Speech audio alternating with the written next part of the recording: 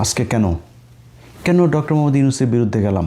Doctor Mohammad Yunus ক্ষমতায় আসার পর থেকে আপনাদের মনে নাই আনসার লীগ, রিকশা লীগ, হিন্দু লীগ, ইসকন লীগ, নানান লীগ এসে রাস্তায় নেমেছিল। আমি ইলিয়াস আমার জায়গা থেকে সর্বোচ্চ ডক্টর মোহাম্মদ ইউনূসের পক্ষে কথা বলেছে।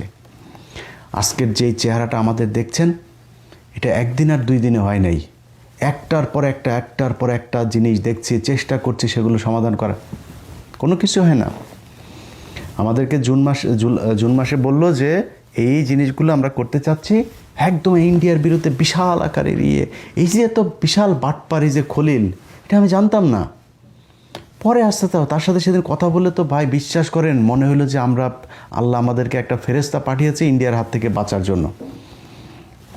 কাজ করতে থাকলাম, ধুয়ে ফেললাম ওয়াকার সহ জেনারেলদেরকে। ও মা, উনি যায় দেখি অজিত দাওয়ালের সাথে বৈঠক করেন। উনি বিভিন্ন, আমি অন্তত 5 জন আমাকে বলেছেন যে তারেক রহমানের সাথে খুবই ক্লোজ যারা, এই খলিল তারেক রহমানের সাথে একটু বসতে চায়, একটু সময় চায়। এত আত্মকেন্দ্রিক স্বার্থপর দুইজনই, ডক্টর ইউনূস, খলিল, দুইটাই প্রচণ্ড স্বার্থপর। এরা কোনো নিজের চেয়ারের থেকে সরতে চায় না। এরা সম্মান চায়, খালি নিজের নিয়ে সবাই করবে।